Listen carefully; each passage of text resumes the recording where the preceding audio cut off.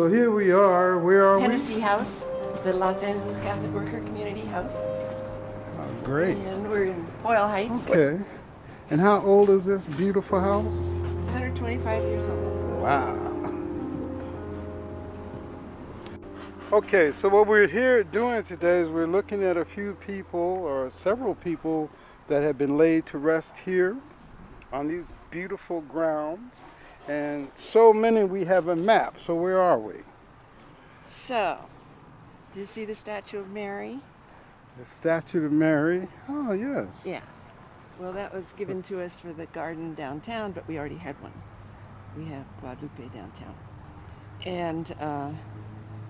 And so then this just tells me, in case I forget, what each marker identifies the location of the ashes of some of the people who have lived with us and died here. A couple of them are memory stones. We do not have the ashes because the family has cleaned them and buried them themselves. And then a couple of them are the ashes of parents of community members who have lived here. And they laid their parents' ashes to rest here. I love this little area. You got a little chair where you can come and just reflect, huh? What a beautiful area. All right, so who do we have first? Well, if we start in the front, this is one of my darlings. This beautiful.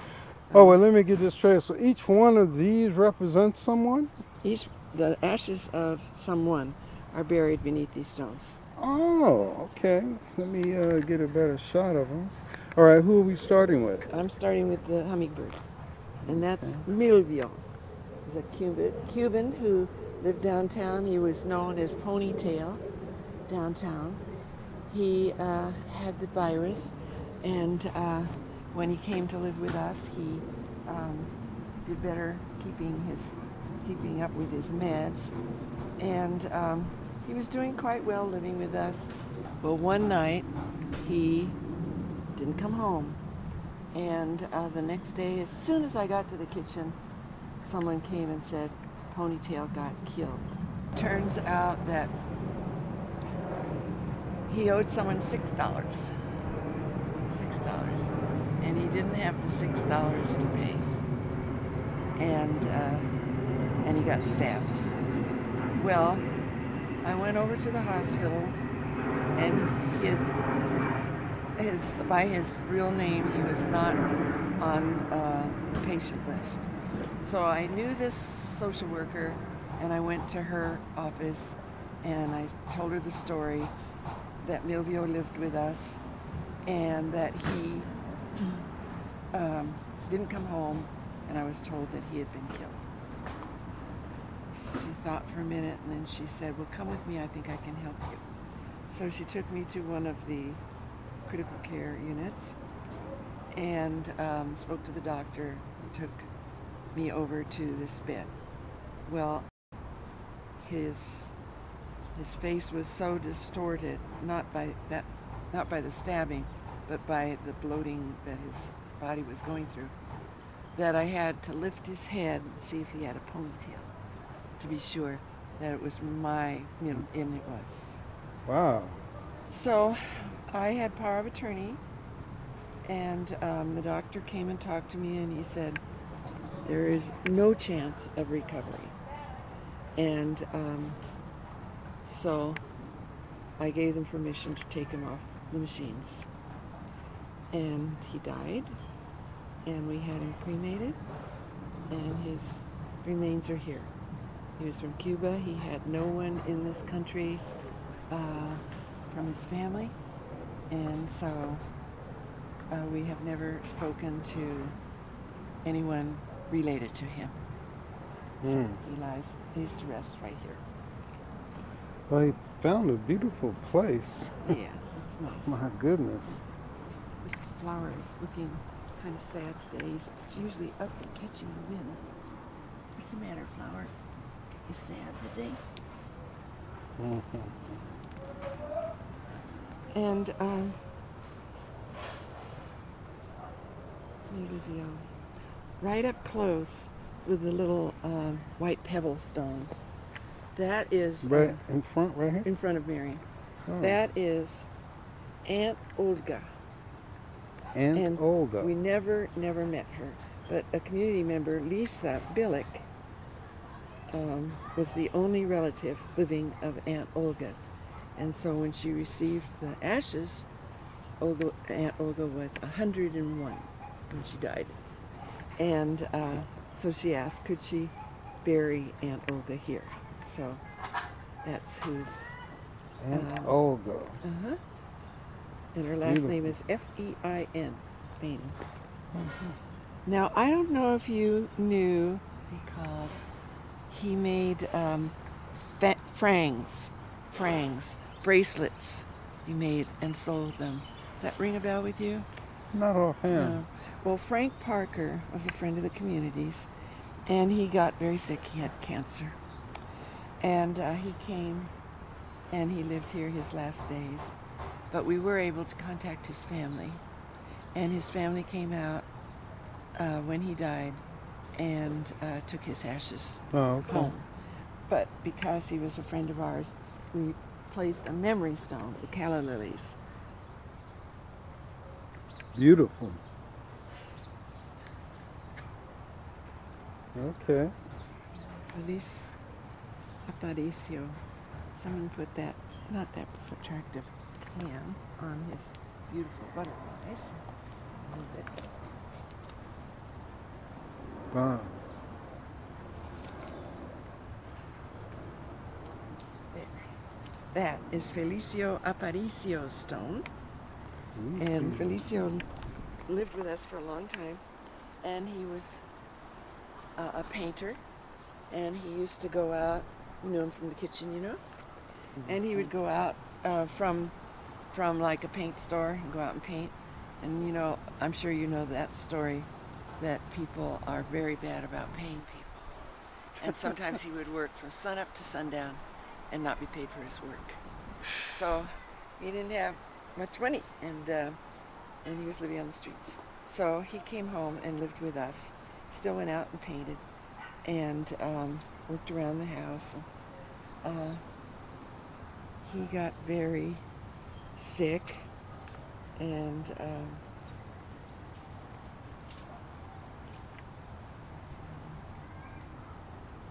what is this over here?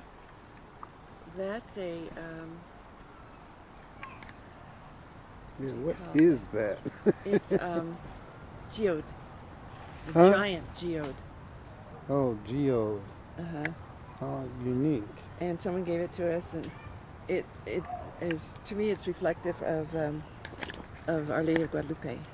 Ah. So we put it in the memory garden. It's kind of the same shape. That's what this is named, the Memory Garden. Yeah, the memory garden. And then the saint there actually belongs over there, and we used to do the vegetable garden.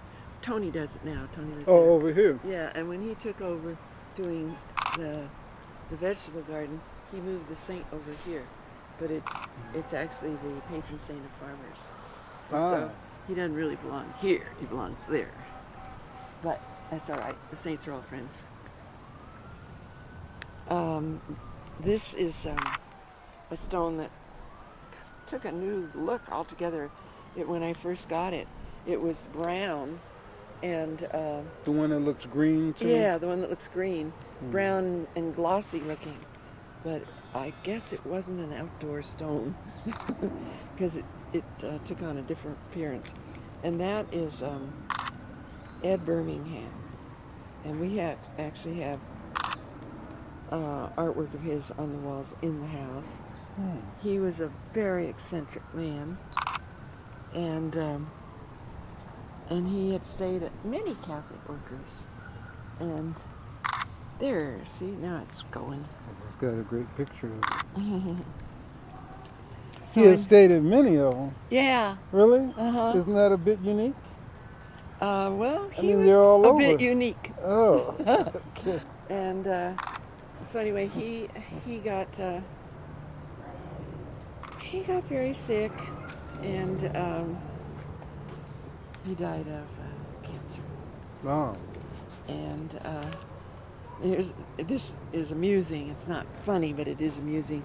And so he had to go to the hospital, and we'd go to the hospital and visit him. And we noticed that there were gowns and gloves and masks and all this stuff outside his room, but we never did ever put them on. And so David got pneumonia.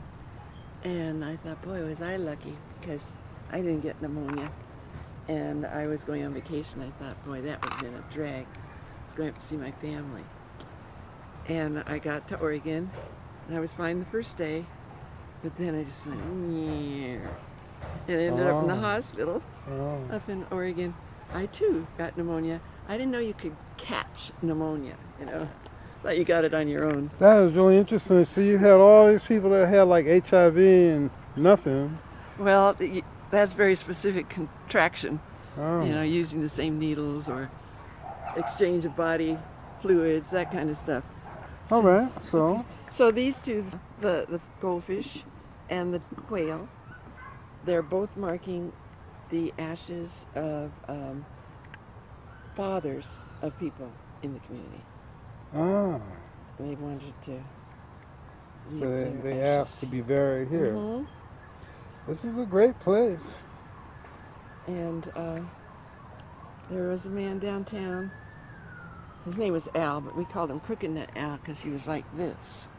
So, not to his face, but we called him Crooked Neck Al to distinguish him from the other Als. All the other owls. And those calla lilies there mark his grave.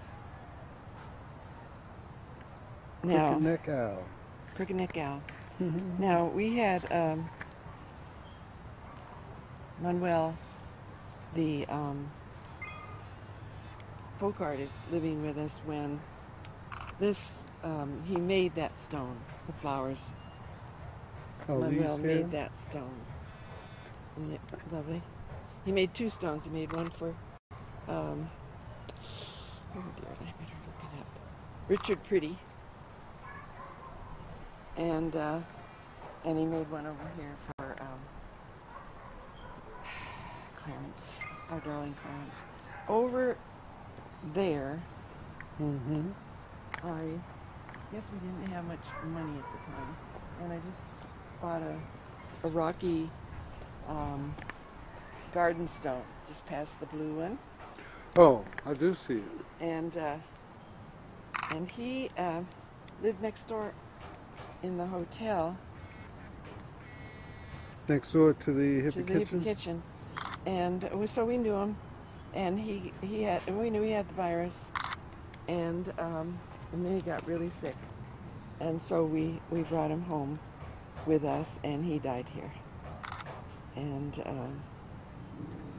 what does that mean when they get really sick? That means they like gotta they're in take, bed, they can't like bed, move, or bed bound. They can't really do anything for themselves. I mean, the symptoms for that virus are what? Weakness? Inability to... You can name practically anything as a symptom. As a constant breakdown. Yeah. Porter Cummings. Yeah, there he is. All of these names?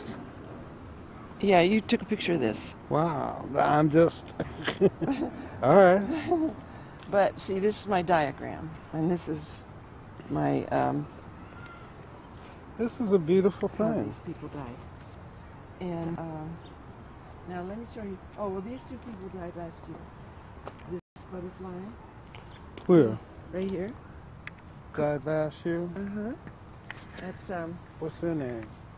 That's from Michael Cooksey. He was called Cooksey downtown. And it's pretty interesting about Michael Cooksey. He was a very successful, very intelligent man. And I don't know what threw him over the edge into the drug scene. But he was a engineer at a Jet Propulsion Lab. So drugs do not discriminate, huh? No, drugs do not discriminate. So he lived here twice. He had throat cancer, Ooh. and he came and recuperated from the treatment, and then went on about his business. And then we saw him back in the garden, and he didn't look too good, and he had a tumor in here. And by the time he died, the tumor had grown out and in. Ooh. Yeah, it was pretty fierce. And so we have, you know, in addition to the people living and dying with us, we do have memorials and or funerals for them here at the house. So his relatives came, his kids, his wife and his mother, and different relatives came for his What was his funeral. name again? Michael Cooksey. Oh. And here he lays. Yeah. I like these stones and monuments and different unique Yeah. remembrances. Now this is a really sad story. This isn't that pretty? Mm-hmm. No one liked these. I bought them at where's it called? Armstrong in South Pasadena. Yeah. I was looking for stones, and I couldn't find anything I really liked. And then I turned around, and there was a sale. And these beautiful stones only cost $1.50 because they were clearance sale. Isn't that amazing that people didn't like them? And same day, Fortunate for you. yeah. And that one up there, the yellowish one, I bought them all. Is there somebody under there? No, that's a memory stone. Oh. That's Freddie Greer. He died just this year. A memory stone. How Uh-huh. thoughtful. And well, the story about Rogelio is that he worked in the garden here, and as does Rudy, and as did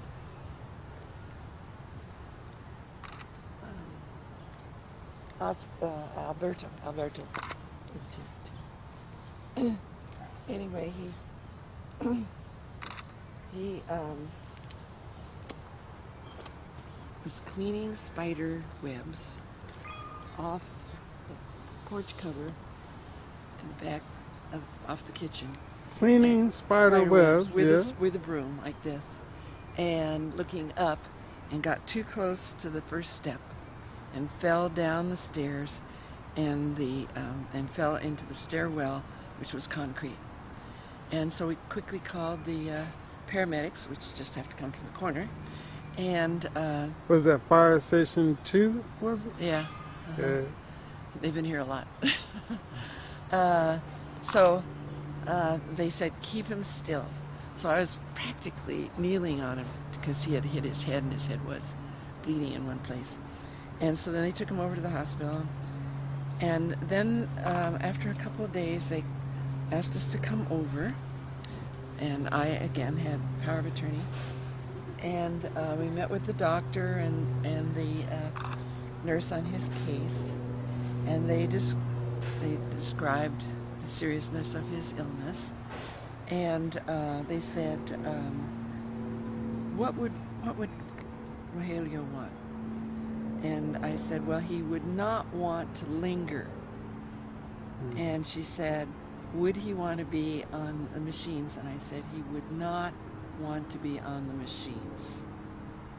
And she said, do you feel like you can speak for him? And I said, yes, I feel like I can speak for him. So she said, okay, you all wait here. And I called the house and had any of the community that were around come over. And after a while, we were brought into his cubicle, again in intensive care. And we stood around the bed, and they took him off the machines. And so you're watching this not very regular line go flat. And she stood there with us, and she patted us, and she got little Kleenex boxes. This is County Hospital. I've always been impressed by her. And so someone, and the walls were all glass, and so someone saw us in there and headed for us, and she circled the bed. She backed the woman off and came back in, and she said, "You can stay as long as you want." And so more people were coming over, and when we were all finally, everyone we knew that was going to come came, we prayed around his bed, and we left. And because if you have power of attorney, then you can have someone cremated. But there are a number of people who died with us who aren't buried here because we weren't quick enough, I guess, to get the power of attorney, and then you cannot cremate. So we have people buried in some of the cemeteries around here. But this is the So the end of this was, so he had a mishap while working here in the garden, and he's buried here in the in garden. the garden, right? Wow, what's his name again? Rogelio. Rogelio. So anyway, here is Jim Rodell. Jim Rodell. And he always amazed us down at the kitchen. He used to wash dishes for us. And he had a duffel bag, and that's it. He had everything he thought he needed in that duffel bag. A change of clothes, his toiletries, and that was it. He didn't need a shopping cart, because he carried with him everything that he knew he needed. Did he live here also? And then he lived here. Well, the first person here remains that we planted, that we placed in the ground here, was Eddie O'Brien. And Eddie was totally a wonderful character, an old Southern miner. And we hung that there, but he's buried on the other side of the tree. Oh, okay. And he's been here since 93, and look at the tree grew. The tree grew right around it. Around oh, really? The fences. So it's part of the tree now? Yeah. How nice. It's part of the tree. Ah, that's a great tree. I hadn't even looked up. Oh, well, this tree is a great tree. It was a 5-foot Christmas tree the first year we lived here. Really? This tree? Yeah. Wow. And it's 5-foot taller Christmas than the house. tree. Wow, that is amazing. Right around on the other side is right here. Eddie's burial place. Yeah. How nice. Can we call this a garden, memory garden? Memory garden. This is so thoughtful. So